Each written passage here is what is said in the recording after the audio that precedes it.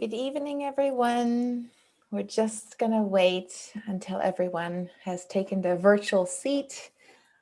Happy Douglas Week, everyone. We're just going to wait a minute so that everyone can come in and join us tonight. Happy Douglas Week. Happy birthday, Frederick Douglass. Happy Valentine's Day to all of you. A good morning, a good afternoon, a good evening, depending on where you're tuning in from. Happy Douglas Week. We're just going to wait until everyone has set up and joining us here.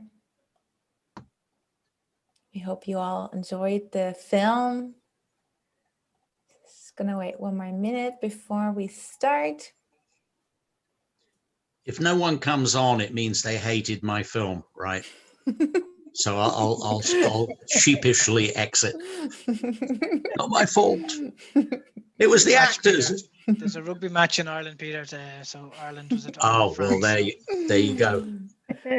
Good evening, everyone. So we'll just start off. People are still joining us, but we'll start off because we have lots to talk about. So thank you very much, everyone, for joining us. Happy Douglas Week. My name is Dr. Kathleen Schroeder. I'm here with my wonderful colleagues and co-organizers and friends, Sarah McCready, Dr. Tim Gronland, and Kristen Leary, who have been helping setting this up and who have been the creative masterminds behind the scenes for the last year and a half.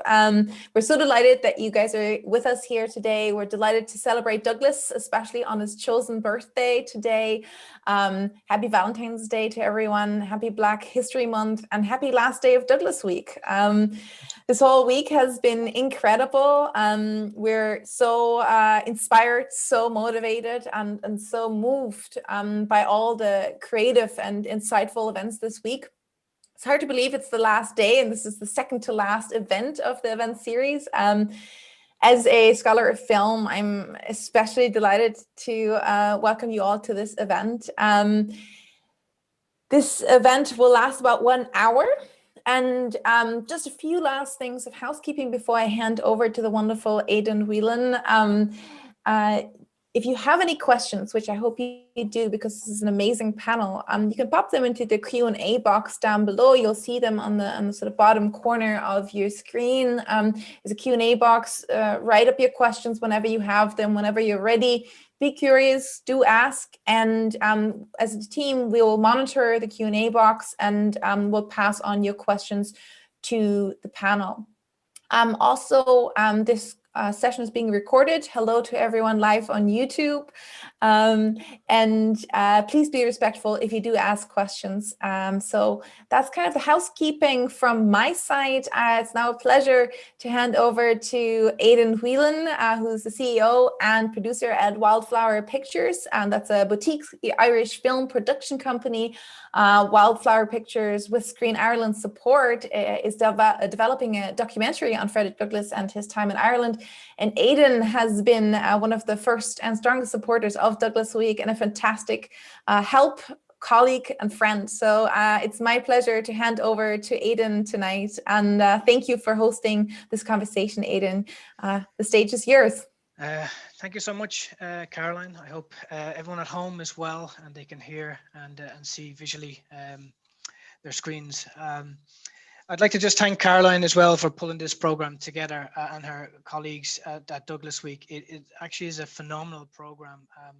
I've been privileged to know Caroline now over a year, and I've seen the dedication and I've seen this program grow, and it's testament to Caroline and her team as well for bringing this to the level that it's at today on Frederick Douglass's birthday. It is actually a national, international, all Ireland and global event, which is absolutely phenomenal. So we are very privileged to be here, and we're also privileged that we had the opportunity to screen the film Foster Boy over the last 48 hours. I'd like to introduce my panel of guests, and that's producer Peter Samuelson, Dr. Lorna Goodwin, and Dr. Kathleen Reardon. Peter Samuelson is a producer and executive producer of 25 motion pictures over 25 years, including Arlington Road, Revenge of the Nerds, Wild, Tom and Viv, The Libertine, Stonebreaker, and of course, Foster Boy. Media executive, strategy, operations, and corporate governance expert, including chairman of Executive Committee of Panavision, member of a 3-person founding board of Participant Media, and executive vice president of the Interscope Group of Companies. Just before we came online, Peter asked me to shorten that introduction, but Peter has an incredible body of work behind him. And if anyone would like to read more about that, we could share some details of Filmco Media and Samuelson.la in terms of some extra detail around Peter's background. It's quite a phenomenal career, and we're very privileged to have him here tonight. Dr. Lorna Goodwin, Executive Director of First Star Academies UK. First Star Academies UK partners with universities, virtual school heads, designated teachers and social services throughout the UK to make long-term investment in looked after children and change the course of their lives from abuse and neglect to academic achievement and self-sufficiency. So welcome, Lorna. Dr. Kathleen Reardon, Professor of Emerita Management. I know I got the pronunciation of this incorrect, and apologies. And the organization at the University of Southern California Marshall School of Business has served as the faculty MBA, executive MBA, and international MBA programs on the faculty of preventative medicine. She was named Distinguished Research Scholar by the Irish Management Institute and has been a visiting professor at Trinity and University College Dublin. Kathleen is a leading authority on workplace politics, leadership, and gender issues. Kathleen co-principal investigator on the principal investigator on the Starbright Foundation feasibility study spearheaded by producer Peter Samuelson and later chaired by film director Steven Spielberg. The foundation links critically and terminally ill children and their families to online education, entertainment, social networking, and social support. Kathleen also originated and co-founded with Peter Samuelson First Star pre-college academies for foster teens now throughout the US and the UK. In 2013, the University of Connecticut Alumni Association named Kathleen Humanitarian of the Year.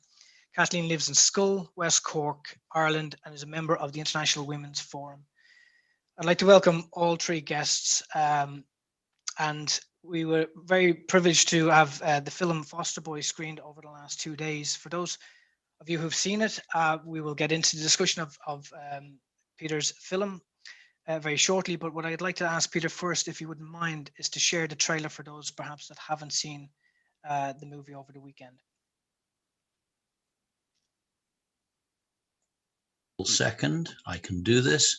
You're going to, as I am now the technologist in residence here, you are going to rapidly realize why I don't do the tech stuff on my own films, because I'm going to do my best, but my best is not good enough. So here we go.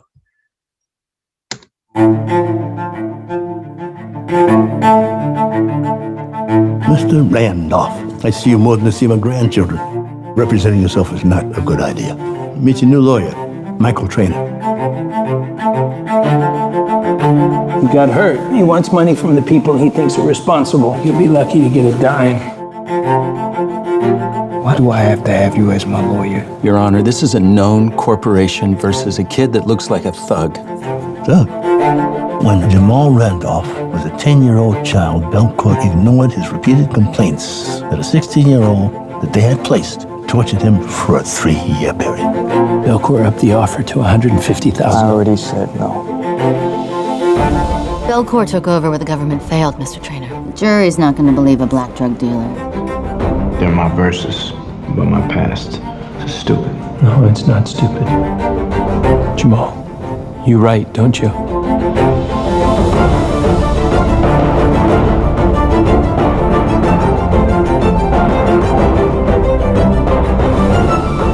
This is a nuisance case, Mr. Traynor. Take the offer. I will destroy you and your company. Sometimes when we meet people, we don't see them for who they truly are. I'm sorry that I did not see you, Jamal.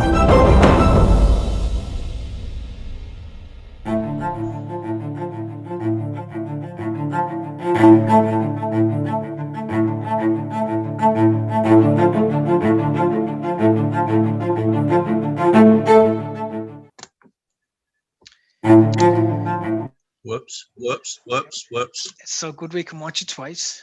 No, we're not going to do that. Absolutely not. Thank you so much, Peter. I'd just like to start off and ask, again, it's a phenomenal film, and I really appreciate, again, the opportunity of having watched it over the weekend. Where did you first hear of this story, Foster Boy, and why was it so significant to consider making a film about this particular issue? Well, it was an extraordinary moment and very unexpected on my part. I've obviously worked with Kathleen and Lorna and others for, almost 2 decades in, on and around looked after children, Crown wards, foster kids, call them what you will. And I was lecturing on screenwriting to the MFA class at the University of California, Riverside. And I'm looking down from the podium thing at the class, and it's about 60 people who I reckon are in their mid-20s to late 20s, except there's one man in the middle who is twice their age, looks to be late 50s. And so I was thinking, oh, look, it's the token mature student. And he said to me after the lecture, you talked about foster kids. I need to talk to you about foster kids. Can we have a coffee? So I ended up in the Starbucks at UC Riverside with J. Paul Deritani. And what he told me is I'm a very successful trial lawyer, a barrister in Chicago. And but what I do for love is I represent foster kids. And I said, oh, yeah, Jay, why? That's wonderful. How did that begin? And he told me the story of Foster Boy, which is his true life story. And at the end of it, I said, you're learning to be a script writer here in this MFA course. Why don't you write it? And I then promptly forgot all about it. And 3 months later, I opened an email from him and he'd sent me a script. Now, normally when you're a producer and a civilian sends you a script, you think, oh my God, there goes my Sunday afternoon. And I read this thing and I thought, this is absolutely amazingly good. And then I read it again, back to back, and I thought, this is very, very good. Furthermore, it fires on all cylinders for me because I care about foster kids and I'm a film producer. So I phoned him up on the Monday and I said, I think this is amazing. Why don't we make it? And Jay said, well, actually, it's even a little bit better than that because I think I've raised some money to make it with. And I said, oh, yeah, how much have you raised? And he said, oh, about $4.5 million. And I said, my God, how did you do that? He said, well, I've won so much money for so many people. When they found out that I'd written a script, they said, we might rather like to invest in a film. And I said, well, I think we could make it for a bit more than that, but not much. I know where to get the rest. So that's it. That's where Foster Boy comes from. It's a true story. And we made it. Yeah, I think watching the film, and it again, there could have been many stories from people caught up in this particular foster care system. This particular story is very powerful. It's very deep. I'm just wondering, can you speak a little bit about the true stories, such as Jamal's, and maybe some other stories as well with children in the foster care system? So it's actually 3 stories. It's 3 cases that Jay represented the foster kid or transition aged kid from foster care, sort of melded into one story. I would say it's about 80% true. Everything significant is true. And certainly all the abuse and neglect and the PTSD is as accurate as human beings could make it. And we had experts on the set, and we worked very closely with the Children's Advocacy Institute and First Star and Children's Rights to try and get it right. We also had the script vetted by 60 current foster kids in the First Star Academy in Chicago at Loyola University, and they gave us all sorts of notes, and we took their notes and we incorporated them. So I think all of that is pretty verifiably true. What is not true in it is really two principal things. You probably can't rap on a witness stand in the United States, and no one in the real world did rap, but that's a little bit of dramatic license in the third act that you've just seen. And the other thing is we were very sensitive to the relationship between the white lawyer and the BIPOC young man. And it was very important to us to get it right. Now, in real life, Jay Deritani, he's gay, he's good lefty liberal. And we decided that for dramatic purposes, he should become a kind of, initially at least, a pretty Philistine, Trumpian, right-wing, ignorant, prosperous white lawyer. So that's what we made him. That's not the real Jay Deritani. Yeah, I was going to ask that question, considering it was Doug this week, and I know there's other films in Hollywood that kind of, I suppose, depict, whether it's films like Hidden Figures, where they might depict like a white savior.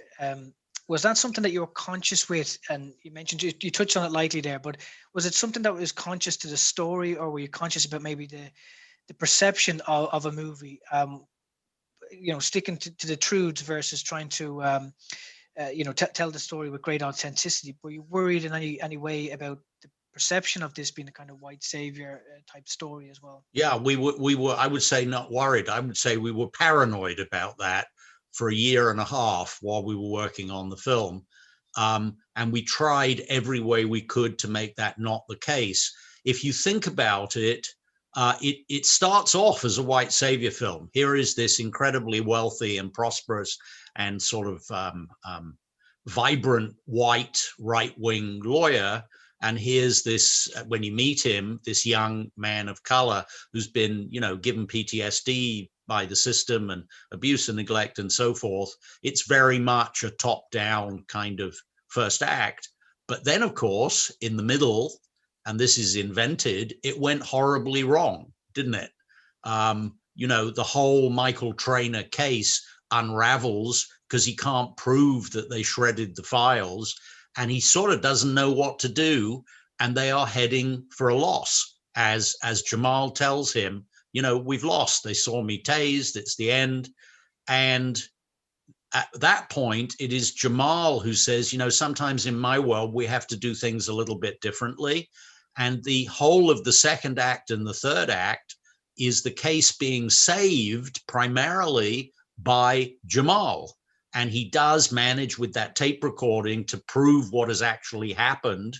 And it's he who goes to the home of the worker at Belcour, the man, and says to him, you remember me? We really need you to come to court and tell your story. If he hadn't done that, Belcour would have got off scot-free. So I think we balanced it. We've been so blessed to win so many different film festivals. I think it's 14 now, but a number of them, like 4, are African-American film festivals, the Black this festival and that festival, the Pan-African Film Festival. And a lot of the Q&A was people in the audience telling us that they thought we got it right. And we were all sitting there on the bar stools under the screen thinking, oh, thank God, maybe we got it right. Because we were worried about that all the way through. And Shaquille O'Neal presents this and as an executive producer. How significant was it that Shaquille O'Neal was behind this project and supporting it? Did that give you great encouragement? And just how did he get involved? Well, the challenge I thought I had was you never have enough money to advertise a small, intelligent film made by independent producers. You never have, the Wonder Woman advertising budget. And in any case, advertising a film of ideas is a very blunt instrument. You know, you can put a poster on the back of a bus and hope that enough people follow the bus and remember the name of the film and, you know, Google it and find out where it's playing and go and see it and so forth. But there's another way that you can propagate a film of ideas, which is to get somebody really famous to get behind your film and tweet and Facebook and Instagram and all the rest of it, and write op-eds. And that I found a way to get to Shaquille and got him to watch the film. We were actually editing it at the time, so it was the rough cut. And he said, I'll do whatever you want. What do you want me to do? And we said, well, we're going to call the film Shaquille O'Neal Presents. You be the presenting executive producer, and we'll plaster that all over everywhere. And we'll work with you on tweets. And he sent dozens and dozens of tweets out. And the great thing is he's got about 12 million Twitter followers, a lot of whom then retweet. And one of them is Steph Curry, the American athlete, and he's got 14 million. And he pretty much, they have a pact to retweet each other. So we had this whole, what we would call earned media campaign that didn't cost a nickel because of Shaquille. And that has helped us find our audience.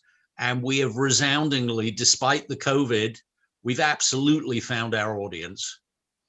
I've got the emails to prove it. In terms of the US systematic system for foster care, do you see this as this film that it might be a possible awakening for a realization that racism plays a huge part in the systemic issues, perhaps in foster care system, but maybe other systems as well, that not just in the US, of course, you know, Ireland has to face the same challenges. But do you see that this film goes at lengths with Shaquille O'Neal and others to perhaps play a role in shaping the minds and awakening people about racism, about systemic racism? I think that's the intention. If you think of it, foster kids are the last great civil rights struggle that never really properly began. If you think of every other civil rights struggle, it was always grown-ups. Not that that made it easy. God knows it didn't. Not that it's been accomplished fully. It hasn't. There's still much work to do. But at least adults can march, they vote, they can chain themselves to the railings, they can write op-eds. What on earth would foster kids do? Looked after children.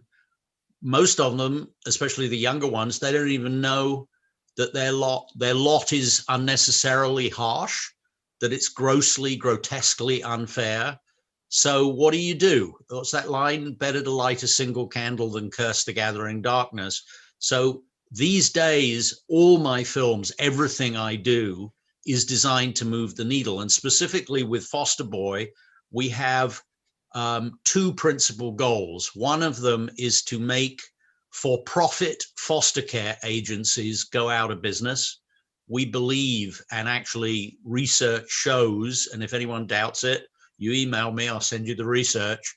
The outcome stats for looked after children from foster care that is run for profit are dramatically worse than those if the foster care agencies are run either by the government or by nonprofit charities.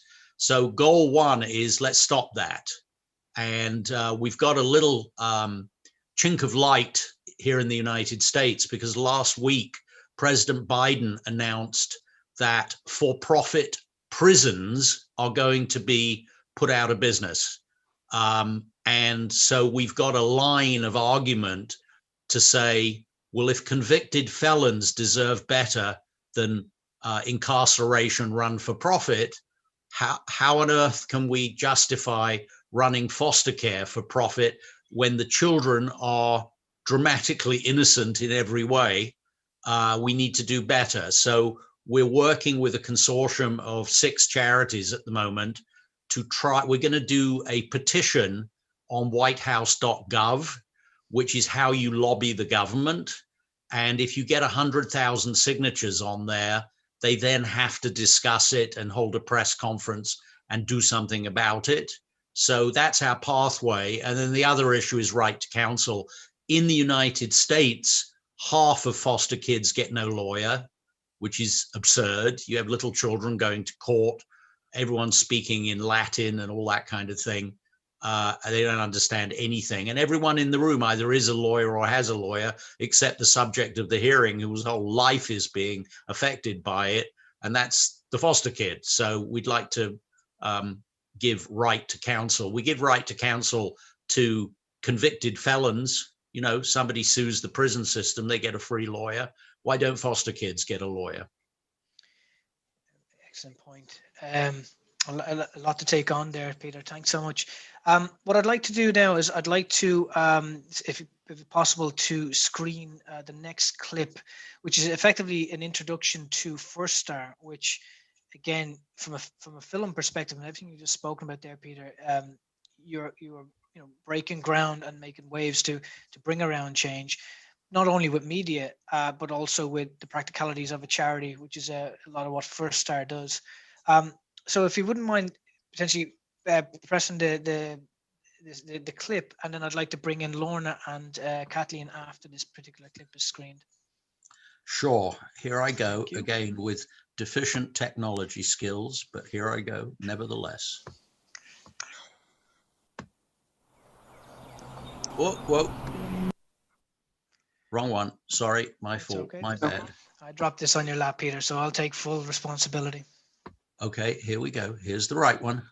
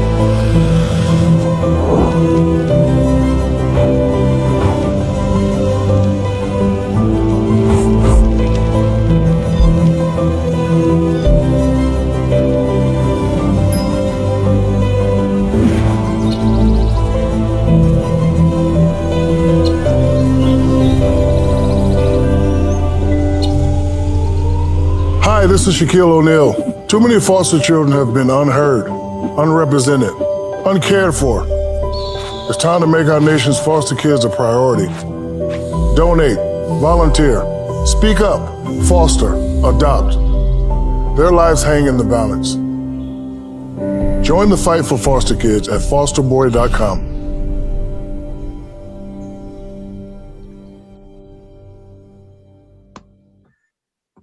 Thank you for sharing that, Peter.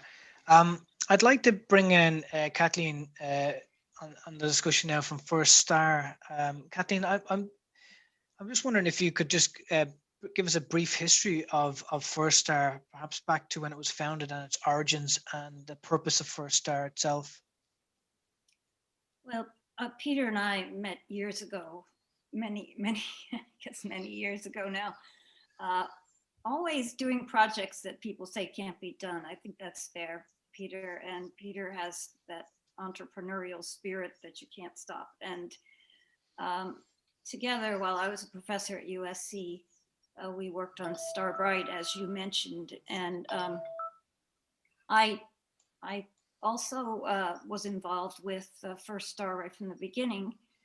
At that time, we were working on trying to change the laws to better protect children. And you just heard Peter, we need to keep doing that.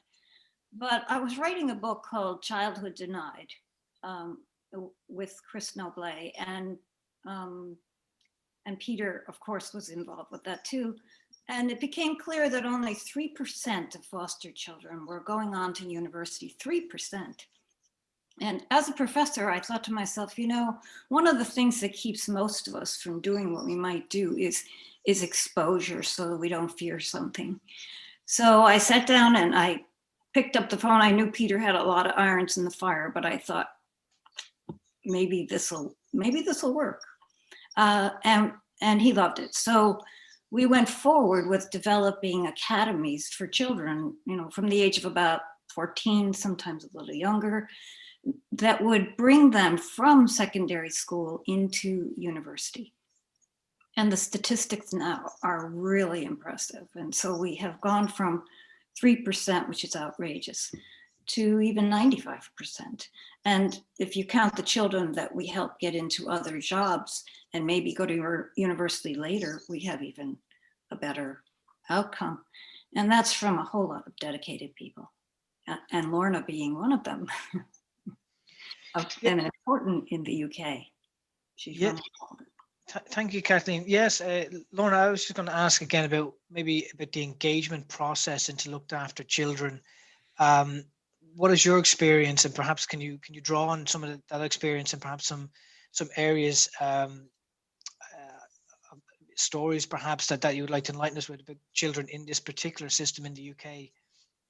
The system is slightly different in the UK. And in many ways slightly easier to connect with the young people in care. I was fortunate to be working at St Mary's University in Twickenham in London when Peter brought First Star to the UK, and I was able to then work right from the beginning when we first started our pilot programme. And what we have in England is virtual schools. So the virtual school head is responsible for the overall education of young people in care. So we have a really good conduit to knowing where the young people are, but still recruiting them to First Star. And the statistics that Kathleen has mentioned around progression to university and outcomes to university are equally dire in the United Kingdom as they are in the USA. And it is even worse now because of COVID, with the young people who do progress to university, 38% more likely to fall out of university before they complete. So it's not just about us. Yes, part of our mission is to help them get to university, and we start in the same way as the model in America. We lifted the essential model and the mission and the principles and tweaked them for the UK education system. So we go through their GCSE years and their post-16 years with them and support them through that, so that they are prepared both for going to university, but also to be able to sustain their life at university and transition beyond that. And it's working really well. We haven't got as far as the USA programs yet. Our first cohort will complete this summer, which is a very exciting time. Their GCSE results are amazing.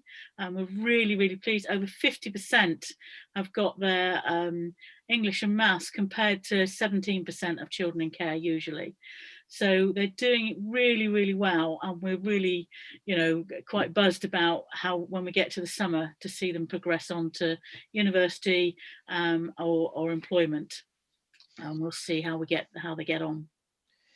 It's very clear for those who would have watched the film Foster Boy, and even for the way we've discussed it now, the alternative is, or could be, a shortened life, a pathway towards criminalization, or a child could struggle for their whole life into adulthood, trying to understand how to be self-sufficient and take care of themselves. And again, they may even have children to look after their children.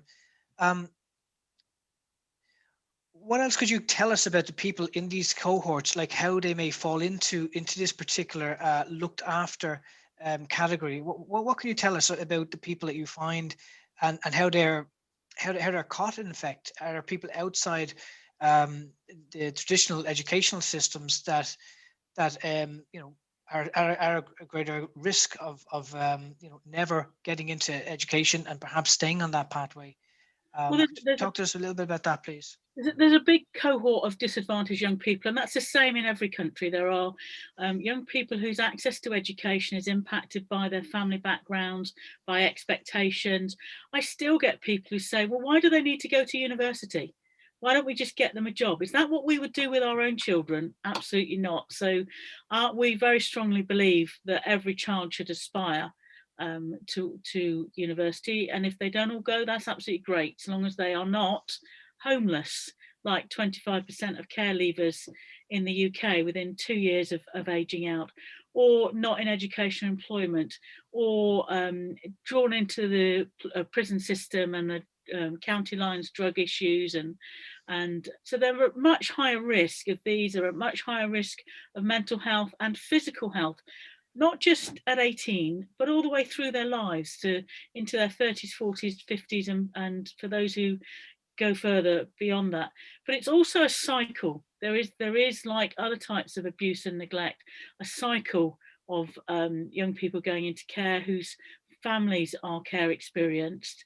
So we're trying to break that cycle.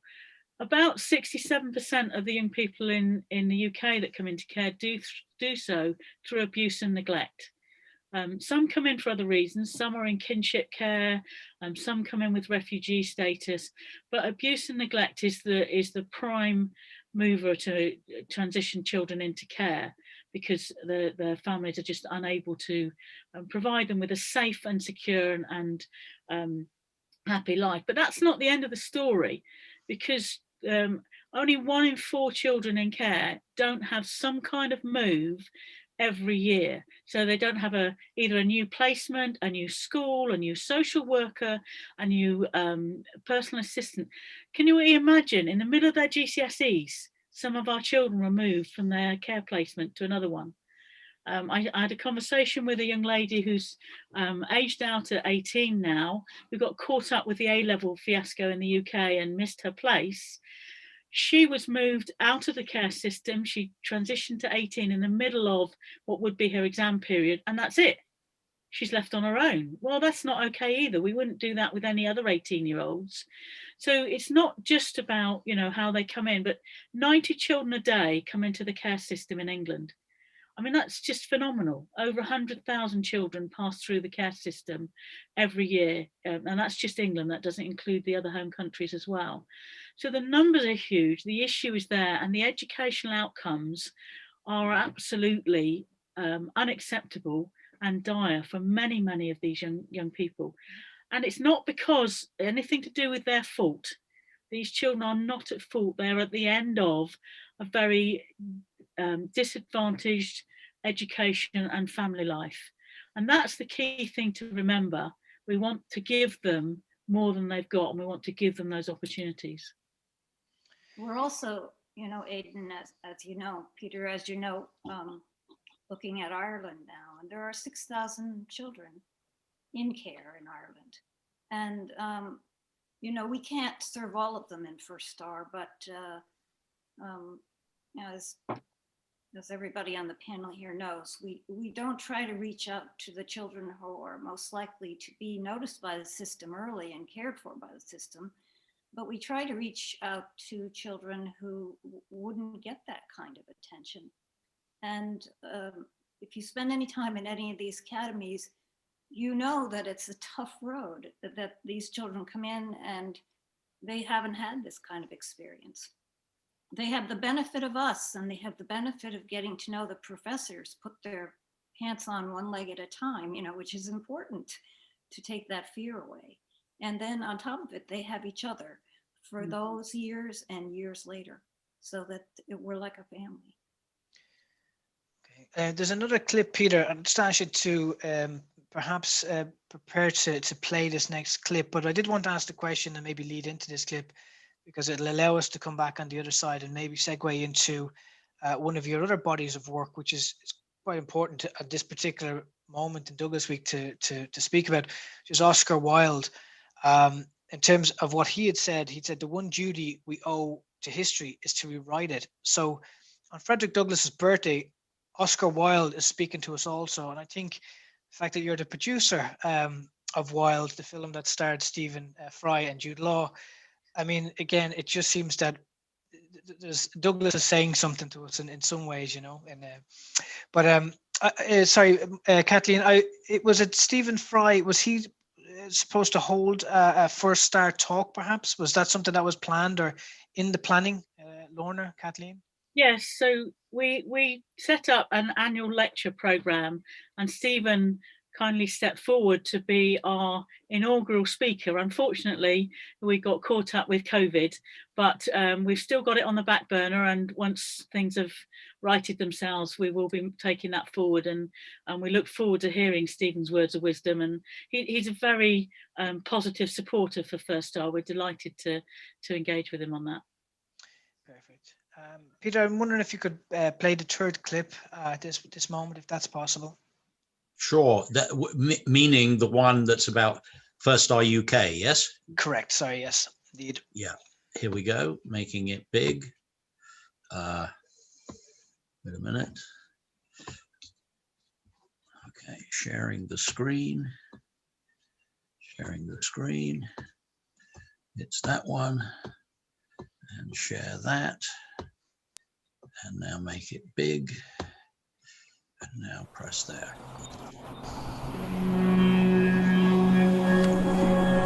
I wasn't a confident person before I came to the academy. I felt like I didn't have much to offer and that I could never go on to do well after school. My dream would be to go to university and to get a good job, and since I've been at the academy, it's really made me feel like I can do that. As a child growing up in foster care, I feel like people can look down on you and think that you're less worth and less capable than everybody else.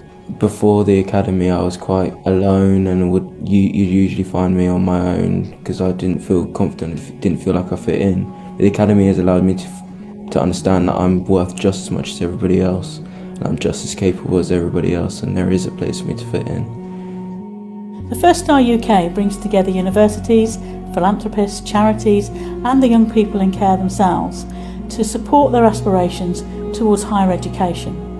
Completing compulsory education shouldn't be the sole ambition or goal of young people in care. What we aim to do is support them through their GCSEs, through their A-levels, and onto those dreams of universities, careers in engineering, in medicine, in teaching, whatever their ambition might be. It's my first day at First Star Academy today, and obviously I'm really nervous because for the past 4 years I've been moving house, I've been moving school, and I've never really had a solid group of friends. I'm also really excited for a better education because one of my dreams is to become an engineer. Hopefully First Star will help me get my GCSEs, help me get my A-levels, and hopefully help me get into a university. And from being in a university, I can eventually pursue my dreams of becoming an engineer. Only 6% of young people in foster care in the UK go on to university, and that's not because of any innate lacking in ability or intelligence of young people in foster care. That's really the system letting them down, both the care system and the education system. I first saw the job role for First Star advertised at my own university, and what really stuck out to me was the concept of pushing looked after children into further education, into higher education, and letting them know that there is a place for them there. And as a student myself, I wanted to share my experience and to show them what it could be like for them to go to uni. Getting to know these young people has been a real privilege, I have to say. I was passionate about being involved because as a primary teacher, I work with student teachers to help them understand the challenges that are faced by looked after children in their education. And so to actually have the opportunity to live that and possibly make a difference and have an impact on potentially getting more of them into higher education, it was really a golden opportunity for me. So the First Star Academy at St Mary's University has been set up to try and address that imbalance.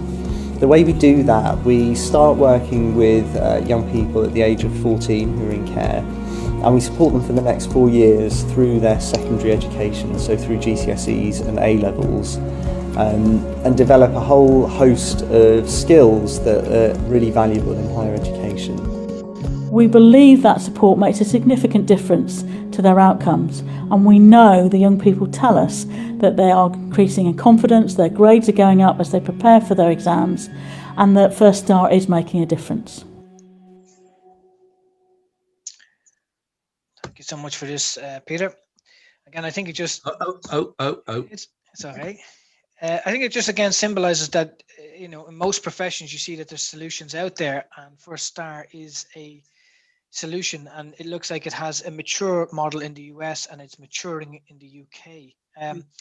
I'm just going to go to a question, or more a statement. I think it's very meaningful. Again, we know of how strong Frederick Douglass's words have echoed down the centuries, and this has been repeated all week, that it is easier to build strong men than to repair broken children. And Anne Smart has just put a question, or this statement in, and said this should be the mission statement of social and childcare agencies. I think it's a very simple statement, but it means so much, and it echoes basically everything that I've listened to in terms of First Star and what First Star looks to achieve. Perhaps Lorna, would you like to comment on that, or Kathleen again, and then I'm going to move on to another segment of the talk, which is just a touch on Oscar Wilde for a few moments. Yeah, and Lorna, in answering that, why don't you talk a little bit about what we're doing in Ireland? Because I think one of our goals in participating here is that anybody who's on this Zoom who thinks that they want to volunteer, help, introduce, get involved a bit in establishing First Star in Ireland, we'd like to know.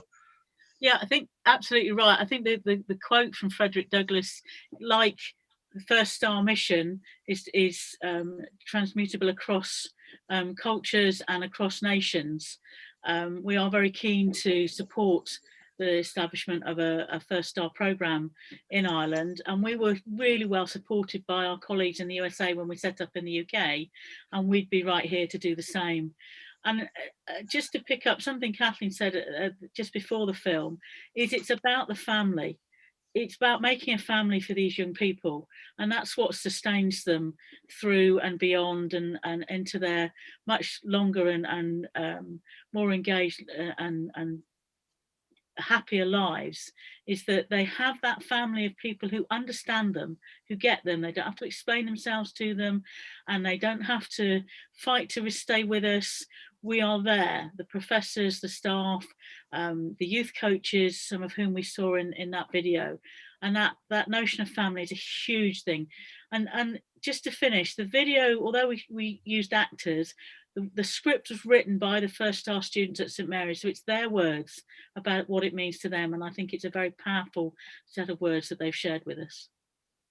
It's the quote captures what it's like to meet the children in First Stars. Very often, I mean, we have to sometimes take them aside and talk to them, deal with issues that they're having, but it's kind of like a flower. I mean, you see them blossom and they become part of the group, and the group supports them, and it's a beautiful thing to see, really. It has its challenges, as anything would, but it's a beautiful thing. Aidan, do you want to say where we are in Ireland? Well, again, just from an exploration perspective, the education system is very different, and there's a lot of access. There's a lot of access pathways, if you like. But the honest answer is, Peter, I probably wouldn't know where we exactly are in terms of looked after children. In terms of Ireland as a country, its population is growing. It's becoming more diverse. As we've seen here in Douglas Week, there are many voices that we're probably not accustomed to hearing all the time, every day in our lives, but that is becoming more prevalent, that we are a multicultural society. So the educational system, and I'll speak highly of it, it's one of the the strongest educational systems in the world. But of course, there must be gaps, because why? Ireland has homelessness. Ireland has discrimination in terms of maybe people being put forward for jobs and they're finding it very difficult to get jobs. But what are their backgrounds? They come in for an interview for half an hour or an hour. Perhaps we don't know much about their stories, and maybe their voices shrink because of those situations. So I think there's a lot of work to be done. And if the question is would First Star fit in Ireland? I mean, the answer has to be yes. because there's a lot of people out there that fall outside the educational systems for various different reasons. And if First Star was in Ireland, focused on those complex, looked after children, or children that fall outside the educational systems and are on a pathway to homelessness, and a very difficult life, then you know, there has to be a place for Star. And University College Cork, maybe we can have a conversation after this webinar and after Douglas Week, and next year, at the second Douglas Week program, why not talk about how far we've come? That's exactly what this is about. And Frederick Douglass, years on, is inspiring people to come together for these social causes and social impacts, and we have to do the work behind it to make the impact real. So probably didn't answer your question, Peter, but sorry, there's a lot of work to do, and I think this could be the beginning of it.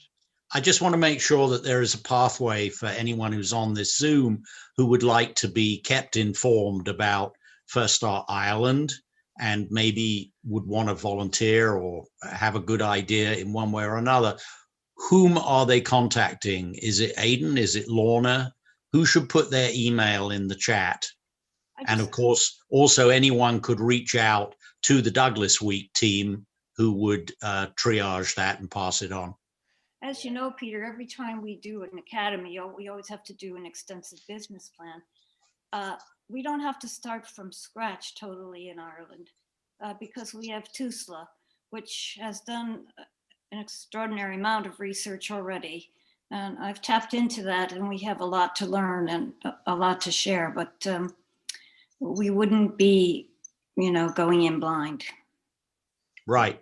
So who is it, Lorna, that people should contact if they want to know more?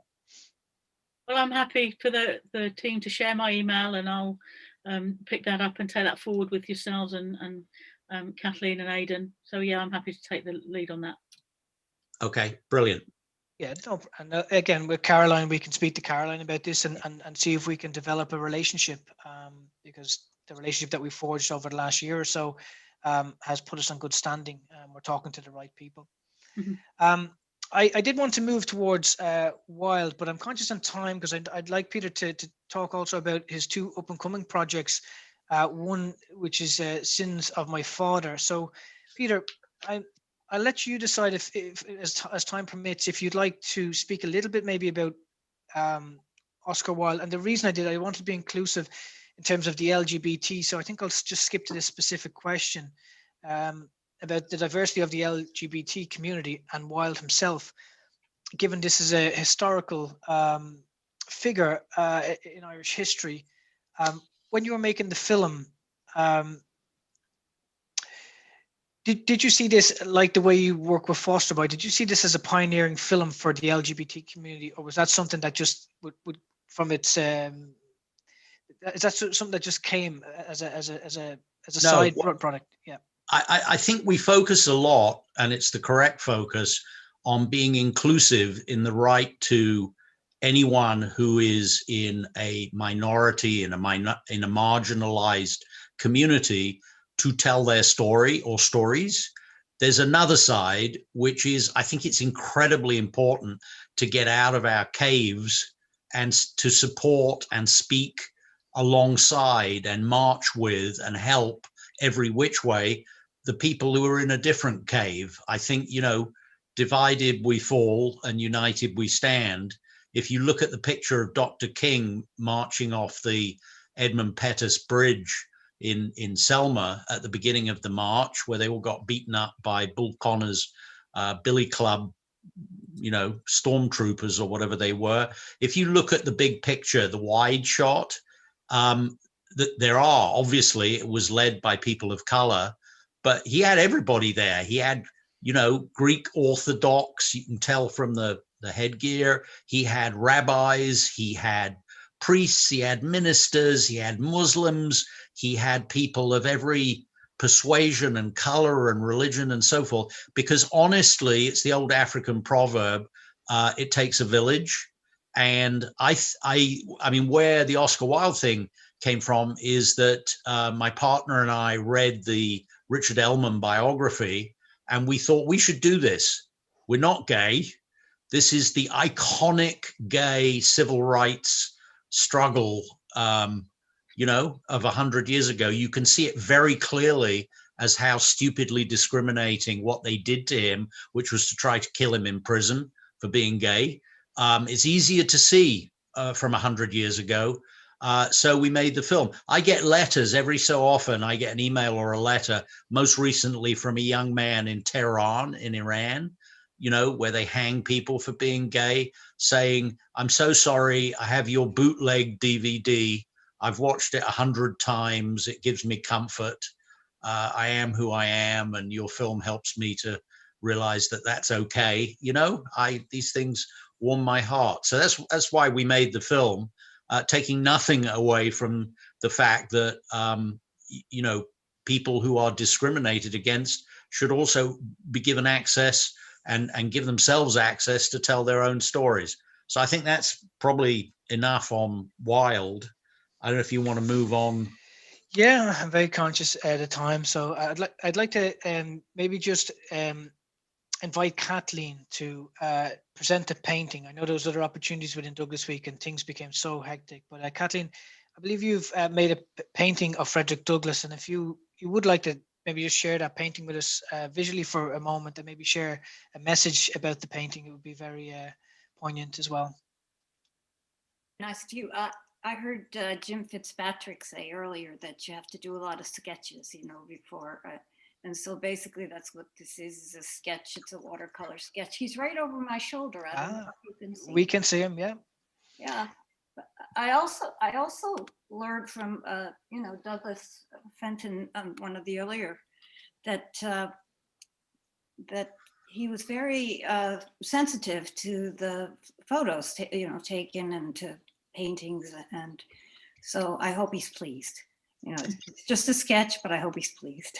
It's a beautiful contribution, and it's very much appreciated.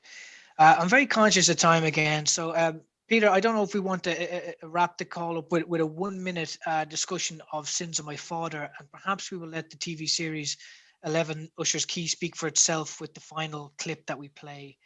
Yeah. Your thoughts? So I think it's either because we love partnering with Ireland, or it's because we love partnering with Aidan Whelan, one of the two, or probably both. But my company has 2 projects, which are to shoot in Ireland, probably to be directed by an Irish director, and certainly they are Ireland-centric. One of them, just to mention it, I'm a judge of the Nicholl Fellowship in Screenwriting at the Oscars Academy, and one of the winners this year was an amazing script called Sins of My Father, which made me cry, which is about an adult woman in Dublin who decides that she cannot get on with her life unless she outs the fact that she was serially raped by her father as a child. So she does that, which causes uproar in her family, with most of the rest of her family saying that she's a terrible person for, you know, disgracing the family, and she's the victim and she's made into the antagonist. And it ended up being a famous Irish court case, which went wrong and then went right. And anyway, it's an extraordinary script, and Aidan is partnered with us. It's called Sins of My Father, and we'll get it made. And, you know, maybe it will give a bit of courage to other people to speak up. I think what we've learned from the Me Too movement, and of course, I'm very much aware that Dr. Reardon is an absolute subject expert in, you know, gender politics, gender in the workplace, you know, passive aggressive discrimination and all the rest of it. Anyway, that's Sins of My Father. And then Usher's Key, we've kind of invented from whole cloth. We became aware of the DP program in Ireland and thought it was an extraordinary opportunity to make a very, very, very international film about people uprooted from their challenged environments and situations, war zones and poverty and famine and the rest of it, and who then risk their lives and their families' lives, ending up, some of them, in Ireland, where the Irish government obviously puts them into physical buildings under the DP program. And maybe at this point, I'll just show the trailer, Aidan, do you think? Yeah, please do. And after that, then we'll ask Sarah to come back to say, to speak on behalf of the Douglas team, please. Yep. Thank you. Here I go. Usher's key. I'm sharing. And I'm making it big.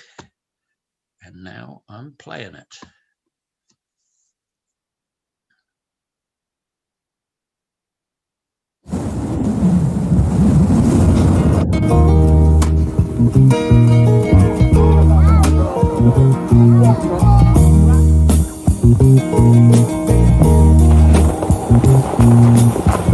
We were born before the wind,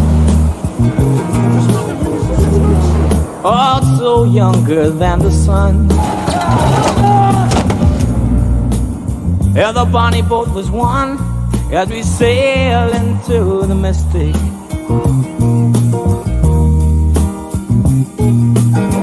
Hearts are now here to see this cry. Smell the sea and feel the sky. Let your soul and spirit fly. You will be sent to a home of our choosing. You must not move from this address. We are good people. It's not me that needs convincing. I will be coming home. It's not gonna let them make puppets of all of us. Yeah, when the foghorn. No point in being born with a silver spoon if you're not going to shove it up people's arses from time to time. I don't have to fear that I'm gypsy soul. Just like way back in the days of old. I need you to meet me on the front steps of the forecourt. Nobody loses their right to privacy or dignity. Into the mistake.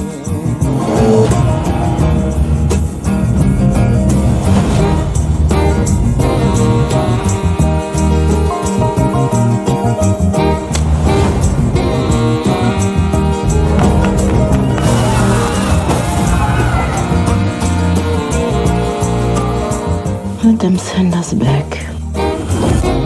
How quickly you forget everything we went through to get here.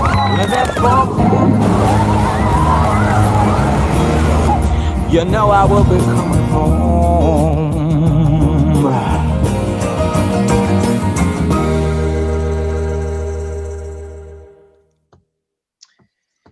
Thank you so much, Peter. And Sarah, if I could welcome back the Douglas team and the hosts. And I'd like to say thank you to Kathleen and thank you to Lorna and thank you to Peter for the attendance at Douglas Week. Really appreciate it. So we'll just hold on for a second, see if Caroline or Sarah will come back. Guys, thank you so much for this panel. This was really, really enjoyable. And Peter, I think you did a wonderful job with the text, so thank you for that. Kathleen, thank you for sharing your beautiful painting. It's also available to view on the website for everybody who's attending. You can take another look there. And we talked about Douglas and this famous quote, which has been coming up a lot this week about it being easier to repair broken children with strong men. And speaking of strong men, in just under an hour, we're going to be talking about strong women. And this is going to be, I can't quite believe that I'm saying this, but the final event of Douglas Week. So please join us at 8 p.m. for Our Strong Women, featuring, it's going to be chaired by Dr. Suzanne Lynch. We're going to have Emma Duberry, Lord Mayor of Dublin, Hazel Chu. It's going to be a wonderful event. We really hope that you can join us. And thank you so much for being here. Thank you to all our panelists. Thank you to the attendees, and happy birthday, Frederick Douglass. Happy Valentine's Day. See you in an hour. Thank you so much.